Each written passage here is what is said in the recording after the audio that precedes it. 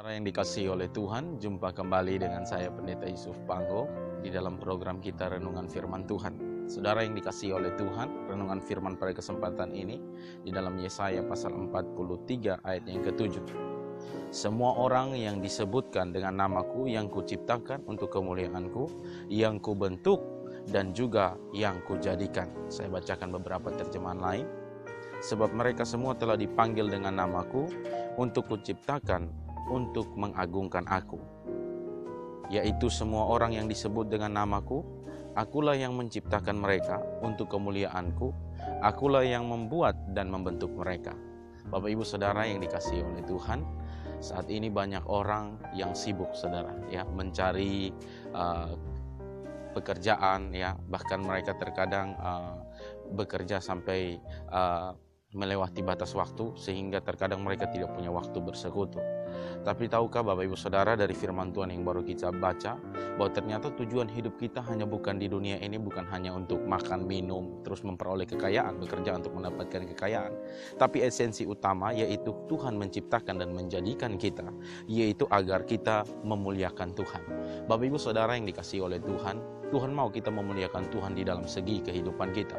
Bukan saja waktu kita beribadah, tapi ketika kita bekerja, di dalam pergaulan kita, sikap tutur kata kita, hendaklah itu memuliakan Tuhan. Karena itu Bapak Ibu Saudara yang dikasihi oleh Tuhan, jangan lupa Anda selalu membangun, mengisi manusia rohanimu dengan beribadah dan bersekutu kepada Tuhan.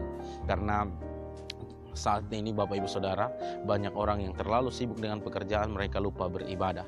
Padahal Tuhan sudah memberikan mereka 6 hari untuk bekerja. Hanya Tuhan minta 1 hari untuk mereka beribadah kepada Tuhan. Saya menutup dengan sebuah ilustrasi Bapak Ibu Saudara.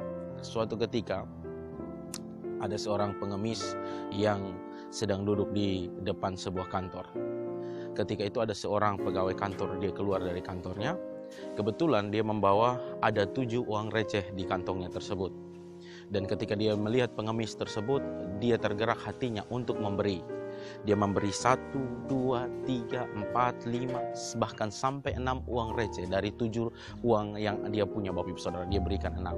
Setelah dia memberikan 6 uang receh yang dia punya, tinggal satu uang receh saja Bapak Ibu Saudara yang dipegang oleh pegawai tersebut.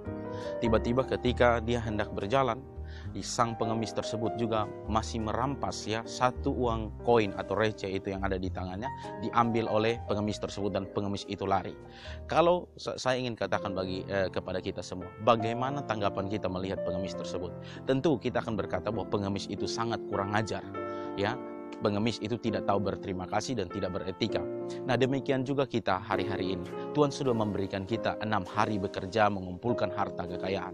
Namun Tuhan hanya minta pada hari Minggu kita beribadah bersekutu. Namun terkadang kita ambil 1 hari itu pun ya daripada Tuhan kita pakai untuk bekerja. Bukankah kita perlakuan kita atau sikap kita ya seperti orang pengemis tersebut ya yang sangat kurang ajar, sudah diberikan 6 uang receh, dia masih ambil 1 lagi Bapak Saudara dengan merampas.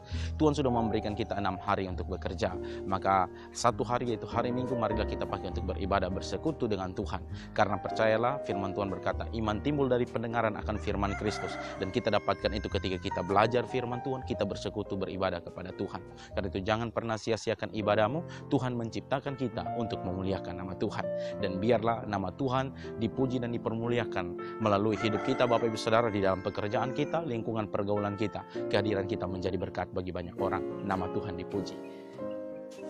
Kiranya renungan singkat ini memberkati Bapak Ibu semua. Haleluya. Amin.